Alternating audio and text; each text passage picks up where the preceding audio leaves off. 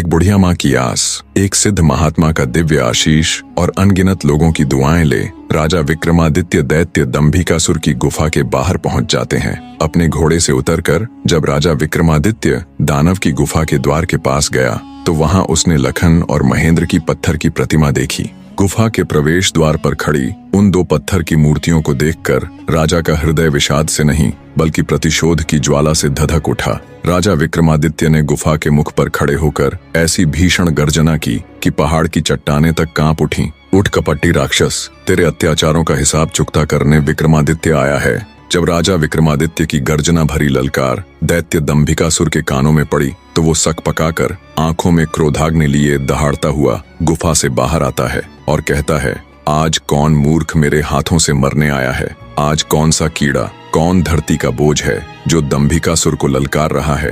दैत्य दंभिकासुर को देख क्रोधित राजा विक्रमादित्य बोला, ओह, तो तू है वो मक्कारी दानव जो देवताओं के वरदान की आड़ में छिपकर लोगों को पत्थर का बनाने के लिए छल कपट से अपने ऊपर आक्रमण करने के लिए उन्हें उकसाता है। दुष्ट राक्षस, क्या मिला तुझे ऐसा करके? पर अब और नहीं, तेरे पाप का घड़ा भर चुका है, तेरा अंत अब ज्यादा दूर नहीं। राजा विक्रमादित्य की आत्मविश्वास भरी बातें सुन दंभिकासुर थोड़ा सक पकाया। राजा विक्रमादित्य बोले, पूछ पापी राक्षस, कौन से हैं तेरे वो 7 सवाल? मैं जवाब देने के लिए तैयार हूँ। राजा विक्रमादित्य की बात सुन दैत्य दंभिकासुर बोला, ओ, तो अब तू मेरे सवालों का जवाब देगा कीड़े? अगर तुझ में हिम्मत है तो मुझसे मुकाबला कर। तेरे जैसे कीड़े को तो मैं चुटकियों में मसल कर रख दूंगा। बड़ा आया मेरे सवालों का जवाब देने। दैत्य दंभिकासुर ऐसी ऐसी बातें करके राजा विक्रमादित्य को भी उकसाना चाहता था ताकि वे भी अपना आपा खोकर उस पर हमला करे और पत्थर के बन जाए। पर राजा विक्रमादित्य तो राजा विक्रमादित्य थे।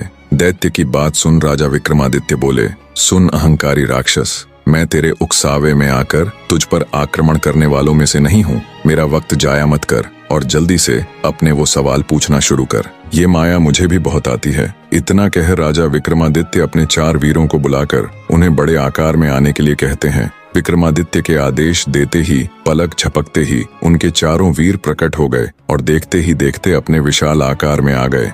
ये देख दैत्य दंभिकासुर ठिठक जाता है। जिंदगी में पहली बार उसे डर का एहसास हुआ। अगले ही पल राजा विक्रमादित्य चुटकी बजा अपने 4 वीरों को गायब कर देते हैं और दैत्य से कहते हैं, अगर मेरी ताकत और माया का छोटा सा नमूना देख लिया हो तो अब बिना वक्त बर्बाद किए अपने सवाल पूछने शुरू कर कपटी दानव।